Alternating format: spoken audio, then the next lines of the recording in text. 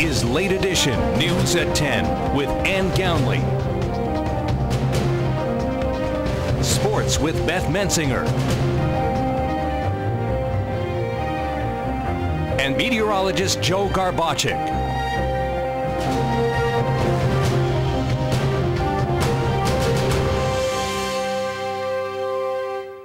The West Hazelton Police Department may be able to move into its new building in 3 months, and it's our top story tonight. Good evening. This is WYLN's Late Edition, Greater Hazelton's only local news broadcast for Wednesday, May 7th, 2014. I'm Ann Gownley. Well, since Monday, construction is underway at the West Hazelton Annex building. The building will soon be the West Hazelton Police Department's, and according to Mayor Frank Schmidt, it will be completed in nearly 3 months. Students from the Keystone Job Corps were once again volunteering at the annex, getting hands-on experience and closing up the windows and doing other masonry work.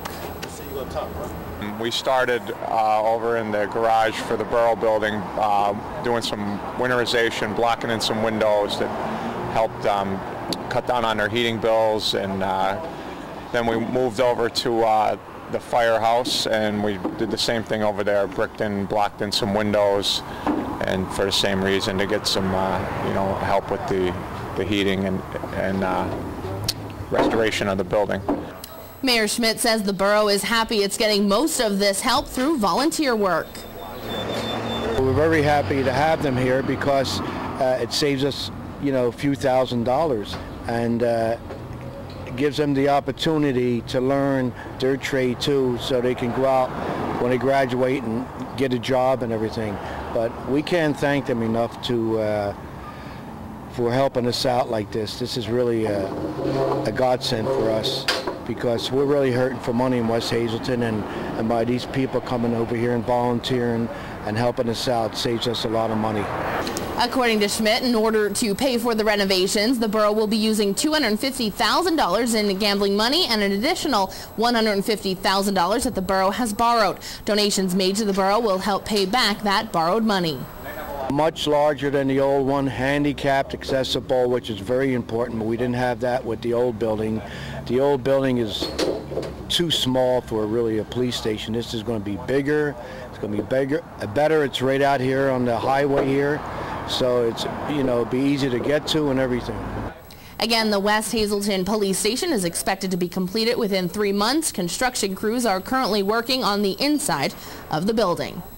Well, while construction is underway at the West Hazelton Annex building, Mayor Frank Schmidt is thinking towards the future and if the borough will receive more help from the state through gambling money grant. According to Schmidt, those who applied for the grants were able to be notified earlier this week. In the application, West Hazelton applied for $200,000. We were all wondering what was going on because it wasn't on the internet, and we found out that they canceled it out. I was told that they gave $1 million to Miracle, and they're going to build a natural gas station up the line somewhere. So that must have taken away from the gambling money, and that's going to deprive other people from getting money. We've been notified now that we're going to be notified May the 27th who's going to get the money and how much. Again, the money would be used for a new roof for the Streets Department building, which is attached to the annex, along with other work that needs to be done in the back of the building. Schmidt says if the borough does not receive this money, it's really going to hurt them. Again, those who will be receiving the money will be officially notified on May 27th. A 26-year-old Hazelton man was arrested for suspicion of driving under the influence of alcohol and operating a vehicle with a suspended license when his car collided with 3 legally parked cars in the front porch of a residence. Hazelton police say Sean Malloy of Hazelton, who was traveling on West Maple Street for unknown reasons, swerved in a southwest direction and drove onto a sidewalk and collided with a porch on West Maple. Malloy continued west in the wrong direction and collided with another vehicle. Again, Malloy was taken into custody for suspicion of driving under the influence of alcohol. Charges against Malloy are still pending while an investigation is conducted. A hit-and-run accident at the corner of Garfield Street and Diamond Avenue just before 4 o'clock this afternoon. This was the scene when WYLN arrived. The van was facing west on Diamond Avenue and a small amount of debris was on the road. Hazleton Police, the Hazleton Fire Department, along with APTS arrived on scene. No word on the injuries, but APTS did leave with its lights on. Anyone with information on this accident is asked to call Hazleton Police at 570-459-4940. A gas leak in Wilkes-Barre caused several businesses to be evacuated. The 400 block of Hazel Street was blocked off as workers from UGI attempted to stop the leak. According to Wilkes-Barre Fire Captain Mike Bilski, a Pennsylvania American Water crew damaged the line while getting water to a building of a pizzeria. A steady hiss and gas smell lingered in the street until the line was shut off. UGI was unable to contain the leak at the break site. A sleeve had to be placed over the line damaged by the water company, and UGI had to shut off the gas lines at each end. 6 people have been displaced after a fire ripped through 2 homes in Wilkes-Barre early Wednesday morning. It was around 4 a.m. when the Wilkes-Barre Fire Department arrived on scene at 38 Maxwell Street. The fire quickly spread to a home next door at 36 Maxwell Street. According to Fire Chief Jay Delaney, the fire was on all 3 floors of 38 Maxwell Street and it climbed up to the attic. Between both homes, 5 adults were home at the time of the fire. While trying to contain both fires, other firefighters worked on protecting the neighboring homes from the flames. The American Red Cross was called to assist the victims. No injuries were reported in this early morning blaze. In Wilkes-Barre, the fire is still under investigation. Yesterday, WYLN told you how individuals were assisted off the roof of Murph's newsstand with the help of the Hazleton Fire Department. According to a police report today, 6 male juveniles and 18-year-old Daryl Biaz, all of Hazleton, were taken into custody. Police say they responded to the call for several males on the roof of an apartment building possibly involved with drug activity. When officers arrived on scene, they located the males on the roof without permission of the building owner. While attempting to apprehend them, several of them jumped onto the roof of an adjoining building, and that is when the fire department had to come and assist with their ladder truck. All of the suspects received citations for disorderly conduct and a summary of simple trespassing. Everyone was removed safely from the roof. The males were released from custody and will have to respond to the citation before District Judge Joseph Zola.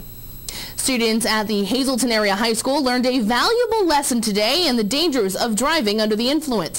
Our Julie Stefanovich has the details.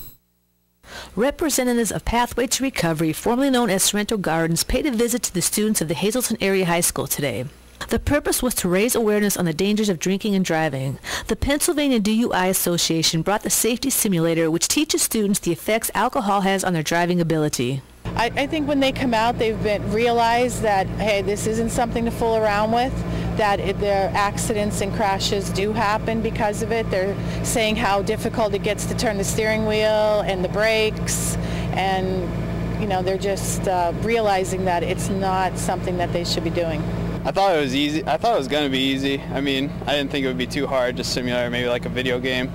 But I went in there, it was pretty tough. Once you start putting the beers into place and like the drinks and stuff, it got pretty nuts. It was wild. It got tougher than I thought. The simulator is funded every year by the Greater Hazleton Rotary Club. It is brought to the school right around prom and graduation time, so the students are aware of the dangers of consuming too much alcohol and getting behind the wheel. Pathway to Recovery also focuses on other concerns that young people face. You know, always out there trying to prevent drug use, educate the students on all different issues between alcohol, marijuana, tobacco, and all the other drugs also. Organizers from today's event hope that this experience will help to save lives. To learn more about DUI prevention, visit the Pennsylvania DUI Association at padui.org. Information on drug and alcohol addiction can be found at pathwaytorecovery.org. In Hazleton, for WYLN's Late Edition, I'm Julie Stefanovich.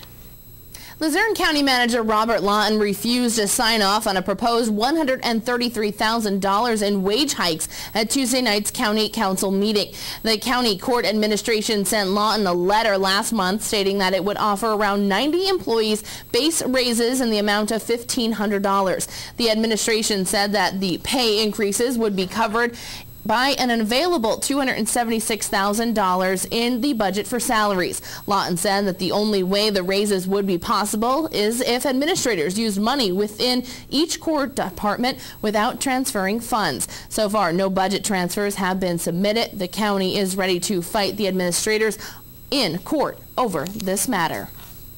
The Pennsylvania Supreme Court ruled last week that police officers no longer need a warrant to search vehicles if they have probable cause that evidence is located inside the car. The new law will save police and prosecutors valuable time and effort. On the other side, defense attorneys state that it will give authorities a chance to abuse their discretions. Police officers will still need probable cause to search the vehicle at a traffic stop. This includes smelling odors from drugs and unusual behavior. It will also save the suspects from having their cars towed or impounded. The ruling brings the Commonwealth up to date with a federal motor vehicle exception enacted by the Supreme Court in 1925. A bill will soon be introduced in the House of Representatives by State Representative Tara Toohill that would increase the mandatory minimum penalty for fleeing the scene of a fatal car accident. Toohill is the primary sponsor of this legislation and said in a press release, quote, "A recent tragedy in my district has once again exposed a major flaw in Pennsylvania law that gives drunk drivers an incentive to leave the scene of a violent crash," unquote. Toohill was noting the hit-and-run fatal accident that claimed the life of 5-year-old Kevin Miller in December of 2012 in Wilkes-Barre. Under her bill, Toohill says that a drunk driver who flees the scene of a violent accident will get a minimum prison sentence of 3 years compared to a minimum of minimum of 1 year behind bars. For more information on the bill, you may log on to www.reptoohill.com. Another delay for accused killer Hugo Zielinski. Zielinski's capital murder trial was set to begin on May 19th. However, by a request of Zielinski's lawyers, it has been continued until November 12th. Defense attorneys say that they need more time to prepare for trial. Zielinski is accused of killing Michael Krakowski and Tammy Fassett in May of 2002. Luzerne County Judge Fred Parentoni granted the request. An award ceremony for the Schuylkill Chamber of Commerce as they say goodbye to the president and welcome a new one. At the annual luncheon of the Schuylkill County Chamber of Commerce, outgoing president of the chamber, Mark Finelli, was honored for his years of service to the chamber and to the community. The chamber also welcomed its newest president, Karen Cannerdine, who will be taking over in July. The executive director of the chamber, Robert Carl Jr., says this luncheon is a time to get together and reflect on last year and look forward to another year for area businesses. Schuylkill Chamber of Commerce represents 884 members strong. Those are businesses and nonprofits. We represent roughly 20,000 employees in the greater Schuylkill County area. And again, we provide value-added services to our members, our businesses and nonprofits, to help them in the business climate and to provide a better quality of life for the citizens of Schuylkill County and their employees. Gene Barr, the president and CEO of the Pennsylvania Chamber Business and Industry Association, was today's keynote speaker. We'll talk a little bit about issues that are impacting business. First and most obvious is the budget. We have, on top of that, a tremendous pension crisis. Minimum wage is another item of discussion out there. Lots of discussion about various taxes that could adversely impact the business community. We'll talk a little bit about the upcoming gubernatorial election as well, and probably some things going on at the Washington level. Barr says the Pennsylvania Chamber is also looking at next year and the future of its chamber and all of its members. We need to create a climate here in Pennsylvania. We're doing a pretty good job now. Of course, we can't divorce ourselves in Pennsylvania from the national side, but our job is to create a climate where we can create more jobs so we can put more people to work and begin to really move this country forward. A special award was presented to attorney Joseph Jones Sr. Today, Jones received the James M. Stein Schuylkill Lifetime of Service Award. The award is given to those who demonstrated service through personal commitment, performance, and achievement that had a dramatic and beneficial impact on the county. Also, outgoing chamber president Mark Finelli said that the chamber is gearing up for a big announcement that will impact the future of Schuylkill County and its youth. The chamber is very diverse, and we have very small proprietary run businesses up to large corporations that are in the High Ridge Industrial Park. and we also have a lot of professionals. One of the things that's unique to the Schuylkill Chamber is we have a lot of nonprofit involvement. A lot of the community nonprofits see the benefit of a membership with the Schuylkill Chamber so they can interact with the leaders of Schuylkill County.